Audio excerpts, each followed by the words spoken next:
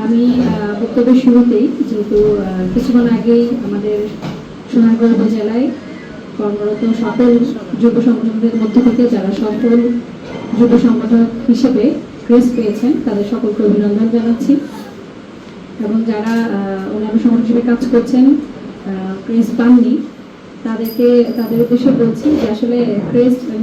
ক্রেসটা আসলে এক ধরনের রিকগনিশন। তো রিকগনিশন পেতে সবারই ভালো লাগে, সবাই আমরা কাজ করি, তারপরেও কাজের স্বীকৃতি পেতে সবারই ভালো লাগে, এটি আমার বিশ্বাস। তো আজকে যারা ক্রেস পেল তাদের দেখে অনুপ্রাণিত হয়ে যারা ক্রেস পাননি তারা যেন ভবিষ্যতে আপনারা ক্রেস পেতে পারেন, তার জন্য শুভকামনা রইল। আর আরেকটি যেটি বিষয়, যারা আজকে ক্রেস পেয়েছেন সফল যুব সংগঠক হিসেবে, আমি জানি না তাদের কার্যক্রম কি ছিল এই সোনারগাঁও উপজেলায়। তো আমি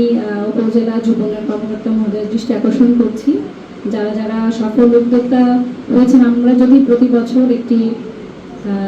প্রতিবেদন আকারে কিংবা একটা প্রকাশনা বের করি তাহলে আমার মনে হয় এটি যারা কাজ করছেন তাদেরও ভালো লাগবে, তাদের জন্য একটা সুবিধা হয়ে থাকবে। আর পাশাপাশি অন্যরা কিন্তু এটি দেখে অনুপ্রাণিত হবেন যে আসলে কিভাবে কাজ করলে, কারণ যারা এটি বলে একজন বক্তব্য বলেছেন যারা স্বেচ্ছাসেবী সংগঠক হিসেবে কাজ করেন, নিজে খেয়ে নিজে করে অন্যের উপকার করেন, কিন্তু এই যে নিজের খেয়ে অন্যের উপকার করা এটি অবশ্যই আমাদের যে ধর্মে বিশ্বাস করে বলেছেন যে ওনারা হয়তো পরকালের জন্য করেন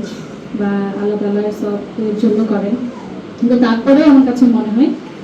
তাদের এই অবদান যখন আমরা স্বীকৃতি স্বরূপ হিসেবে ক্রেস্ট কিংবা তাদের এই গল্পগুলো আমরা যদি বই আকারে প্রকাশ করি সেটি কিন্তু তাদের জন্য একটা ভালো লাগা তৈরি করবে এবং পাশাপাশি অন্যদেরও এটি অনেক বেশি অনুপ্রাণিত করবে। জন্য আমার ওনার প্রতি অনুরোধ থাকবে, দুটি অনুরোধ থাকবে। একটি হচ্ছে আমরা সফল উদ্যোক্তাদের নিয়ে আমরা একটি প্রকাশনা তৈরি করবো, যে সফল উদ্যোক্তাদের গল্প বা যে কোনো একটি সাফল্য গাথা প্রতি বছরে কি আপনি বের করতে পারেন। কারণ আমি দেখেছি, আমি গত বছরও যখন এই ধরনের যুব দিবস উপলক্ষে আলোচনা উপস্থিত করেছি,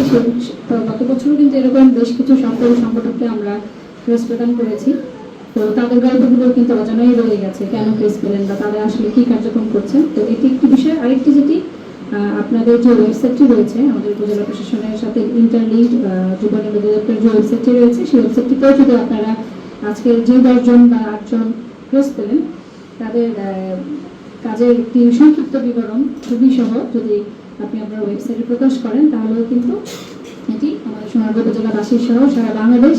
দেখতে পারবেন যে সোনারগাঁও উপজেলার যুবকরা আসলে কি কাজ করছে। তো যাই হোক, এটি ছিল আমার আপনার প্রতি অনুরোধ। এবারে আসি আমাদের আজকের যে আলোচনা সভার যে প্রতিপাদ্য বিষয়, আমাদের যে যুব দিবস, সেই বিষয়ে আমরা ইতিমধ্যে অনেকগুলো সংগঠন এবং আমাদের অফিসার যারা রয়েছেন, বিভিন্ন বিভাগীয় প্রধান রয়েছেন, তাদের মধ্যে থেকে বক্তব্য রেখেছেন, তারা অনেক বিষয় বলেছেন।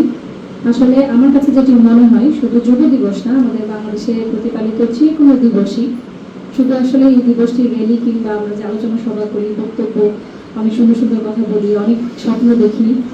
অনেক প্রত্যাশা রাখি, কিন্তু আমার কাছে মনে হয় দিন শেষে হয়তো সেই স্বপ্ন কিংবা প্রত্যাশার অনেক দূর দিয়ে আমরা চলাফেরা করি, যেটি হয়তো স্বপ্ন অনেক সময় স্বপ্নই থেকে যায়, সেটি কিন্তু বাস্তবায়নে রূপ লাভ করে না।